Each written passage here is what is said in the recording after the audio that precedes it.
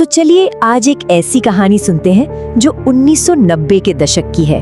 एक ऐसी जगह की कहानी जिसका नाम सुनकर ही लोगों की रूह कांप जाती थी। एक हवेली जिसके बारे में कहते थे कि वहां अंधेरे का राज है।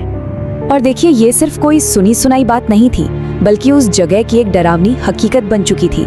मतलब एक ऐसा दरवाजा जहां से अंदर जाने का रास्ता तो था, पर वापसी का कोई रास्ता नहीं था।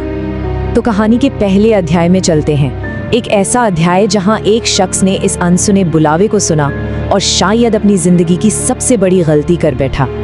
मिलिए अर्जुन से, एक बहुत ही कामयाब फोटोग्राफर। जुनून और हिम्मत तो कूट कूट कर भरी थी, लेकिन थोड़ी जिद भी थी, और बस यही जिद उसे उस हवेली की दहलीज तक खींच लाई जिससे पूरा का पूरा कस्बा खौफ खाता था। और फिर वो रात आ ही गई। चांद तो पूरा था, पर उसकी रोशनी भी हवेली के उस घने अंधेरे को कम नहीं कर पा रही थी।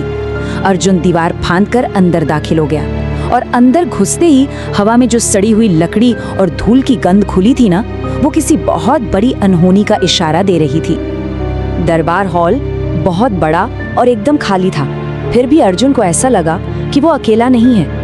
एक बहुत ही अजीब सा एहसास, जैसे सैकड़ों आंखें जो दिख नहीं रहीं वो उसे घूर रही थी। ये सिर्फ उसका वहम था या फिर हवेली जाग चुकी थी? अब कहानी उस मोड़ पर आ गई है जहां हवेली अर्जुन का स्वागत करने वाली थी, लेकिन अपने अंदाज में। उसने जैसे ही अपना कैमरा सेट किया, उसे वो आवाज सुनाई दी, एक बहुत ही धीमी सरसराहट, मानो कोई रेशमी साड़ी को संगमरमर के फर्श पे घसीट रहा हो। उसकी दिल की धड़कनें एकदम से तेज हो गईं। उसने फौरन पलटा और अपनी टॉर्च की रोशनी में देखने लगा, और वहां कोई नहीं था। बिल्कुल खामोशी, एकदम सन्नाटा। पर वो आवाज कहां से आई थी? बस इस एक पल ने अर्जुन की सारी हिम्मत को बुरी तरह से झकझोर कर रख दिया था। खैर, अर्जुन ने हिम्मत जुटाई और हवेली में और अंदर जाने लगा। और अब उसका सामना एक ऐसी चीज से होने वाला था जो कि नामुमकिन थी। पहले मंजिल पर उसे एक पुरानी सी ग्रैंडफादर क्लॉक मिली, लेकिन उसे देखते ही अर्जुन के तो होश ही उड़ गए। उस घड़ी की सुइयां वो आगे नहीं बल्कि पीछे की ओर चल रही थी। टिक टॉक, जैसे वो वक्त को ही उल्टा घुमा रही हो। अर्जुन ने जैसे ही उस घड़ी को छुआ ना, मानो वक्त का खेल शुरू हो गया। घड़ी की आवाज एकदम से तेज हो गई, और ठीक उसी पल कमरे का वो भारी सा दरवाजा एक जोरदार धड़ाम की आवाज के साथ बंद हो गया। वो अब कैद हो चुका था। वो घबरा गया। जब उसने जोर लगाकर दरवाजा खोला तो उसके पैरों तले से जमीन खिसक गई। दरवाजे के ठीक पीछे फर्श पर सूखे हुए खून के निशान थे, गहरे पुराने निशान, जैसे किसी को बहुत बेरहमी से घसीटा गया हो।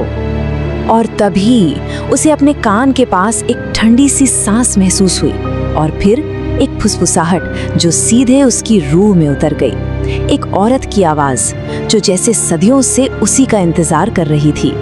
और अब कहानी पहुंचती है अपने आखिरी और सबसे खौफनाक पड़ाव पर, जहां सामना होता है मौत से, और एक तस्वीर में कैद हो जाता है हवेली का सबसे गहरा राज।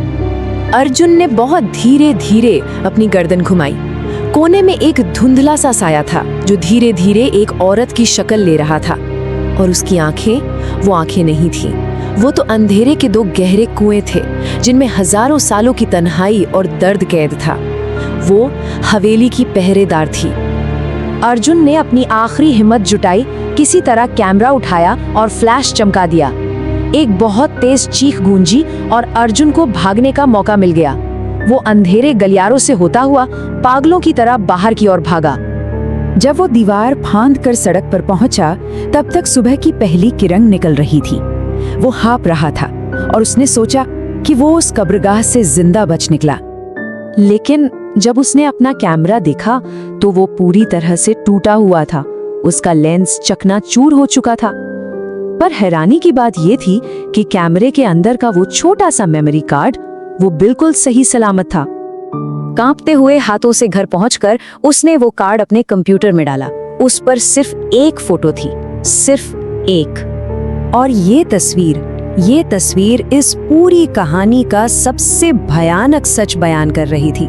तस्वीर में अर्जुन दरबार हॉल में खड़ा था और ठीक उसके पीछे, ठीक उसके कंधे के पास वो काली आंखों वाली औरत खड़ी थी और उसके होठों पर एक हल्की सी अजीब सी मुस्कान थी। वो मुस्कान जैसे कह रही थी, ये हम दोनों की तस्वीर है, अब तुम हमेशा के लिए मेरे साथ रहोगे। उस रात के बाद अर्जुन हमेशा के लिए गायब हो गया।